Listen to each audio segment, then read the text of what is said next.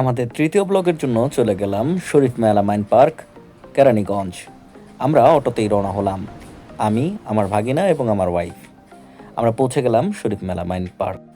Ticket counter থেকে ticket কাটলাম। প্রতিটি টিকিটের মূল্য 50 টাকা করে। আপনারা যারা আসবেন তারা অবশ্যই বাচ্চাদেরকে নিয়ে আসবেন এবং বাচ্চাদের জন্য এই পার্কটি অসাধারণ।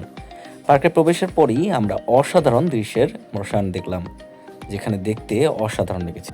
আপনারা যারা আসবেন তারা অবশ্যই পরিবার নিয়ে আসবেন। এই জায়গাতে এত এত সুন্দর জায়গা যা আপনাদের মন এবং প্রাণ দুটোই জুড়িয়ে যাবে।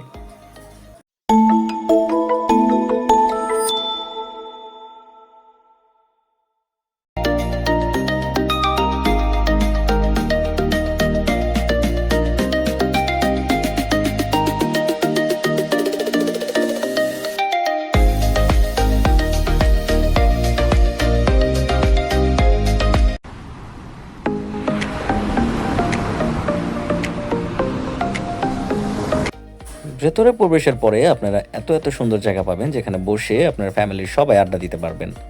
সবাই মিলে একসাথে বসে আড্ডা দেওয়ার মতো অপূর্ব সুন্দর জায়গা এই শরীফ মেলামাইন, যেখানে আপনি সুন্দর একটা লাভ পেয়ে যাবেন, যেখানে আপনারা সুন্দর সুন্দর ছবি তুলতে পারবেন। আমার স্ত্রী এবং আমরা দুজনেই খুব সুন্দর ছবি তুলি এবং পাশে আপনারা একটা মন পাবেন যেখানে ছবি তোলার জন্য বেস্ট আপনাদের মনে হবে।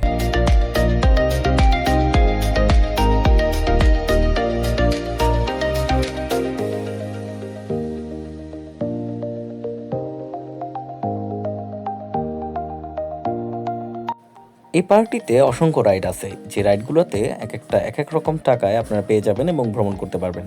তবে বাচ্চাদের জন্যই এই পার্কটি অসাধারণ। পাশেই রংধনু কালেকশন পাবেন, যেখানে আপনারা অনেক কিছু কিনতে পারবেন, অনেক ধরনের জিনিস পাবেন, যা সব কিছুই শরীফ মেলামাইন কোম্পানির অন্তর্ভুক্ত।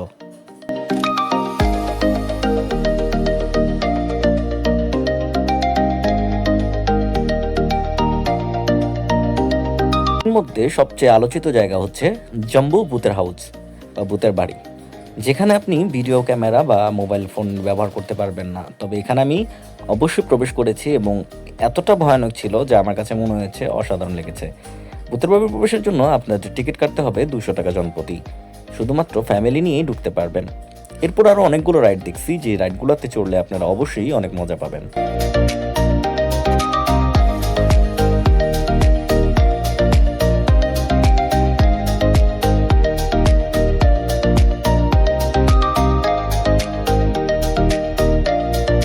আমরা ড্রিঙ্কসের জন্য এই রেস্টুরেন্টটিতে যাই এবং এই রেস্টুরেন্টটিতে খুব সুন্দরভাবে ফুল দিয়ে সাজানো টেবিল করা হয়েছে, যা আমার কাছে অসাধারণ লেগেছে। আপনারা গেলে এখানে খেতে পারবেন, তবে খাবারটা খুব এক্সপেন্সিভ লেগেছে আমার কাছে, যেটা আরেকটু কমানো যেতে পারতো।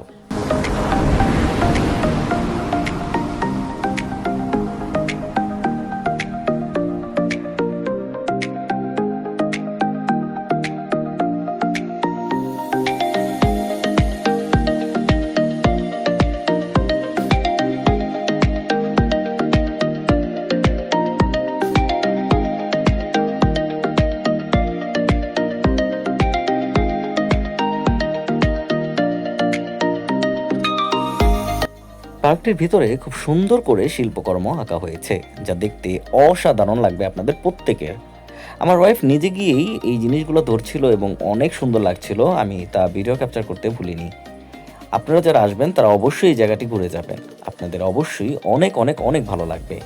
পাশে ছিল নকশিকাঁথা কনভেনশন হাউস। এটা হচ্ছে নকশি কনভেনশন সেন্টার। এখানে যদি কোনো রকম আপনারা রিজার্ভেশন নিতে চান, তো সেখানে ক্ষেত্রে আপনারা এটা রিজার্ভেশন নিতে পারেন।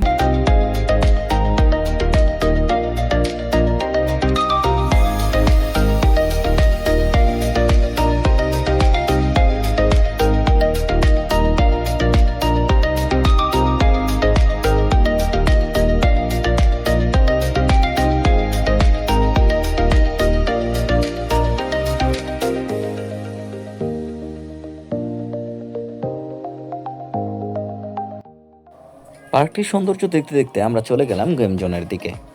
এখানে আপনারা প্রবেশের পরপরই গেম জোন পেয়ে যাবেন। গেম জোনের ভিতরে আপনারা কয়েন দিয়ে আপনি চাইলে পুরো গেমে কয়েন দিয়ে খেলতে পারবেন, অথবা নিজেরা প্রতিটি গেমের জন্য টাকা খরচ করতে পারবেন। আমি এখানে 2টি গেম খেলি। আমার ভাগিনা অনেকগুলো গেম খেলে, কারণ আমি বড় হয়ে গেছি, আমার তো আর এগুলো থেকে চলে না। সো আমি একটা রেস কার গেম খেলি এবং পাশাপাশি আমার খুব পছন্দের একটা গেম যেটা আমি আসলে ২ বার চান্স নিয়েও জিততে পারিনি। এটা কিছুটা ডিসঅ্যাপয়েন্টেড ছিল। তারপর আমরা চলে গেলাম খাবারের জন্য। লাঞ্চের সময় হয়ে গিয়েছিল। আমরা অসাধারণ রেস্টুরেন্টটা ছিল যেটা আপনারা যাবেন। আপনারা গেলেই আসলে দেখতে পারবেন এই রূপসী বাংলা যে এই রেস্টুরেন্টটা, এটা অসাধারণ একটা রেস্টুরেন্ট। এখানে আমরা লবস্টার অর্ডার দিলাম, সাথে চাইনিজ ফুড মেনু অর্ডার দিলাম, যেখানে খাবার আমার কাছে অনেক ভালো লেগেছে। যদি আমি আউট অফ 10 আমি 7 দিব বা 7.5 দিব, কারণ এর চেয়ে অনেক ভালো ভালো খাবার আমি খেয়েছি অন্যান্য জায়গায়। বাট খাবারটা ওই সময় আমাদের যেহেতু প্রচুর ক্ষুধার্ত ছিলাম, এই জন্য খাবারটা অনেক ভালো লেগেছে। সো আপনারা যারা আসবেন এই হোটেলে অবশ্যই খেয়ে যাবেন।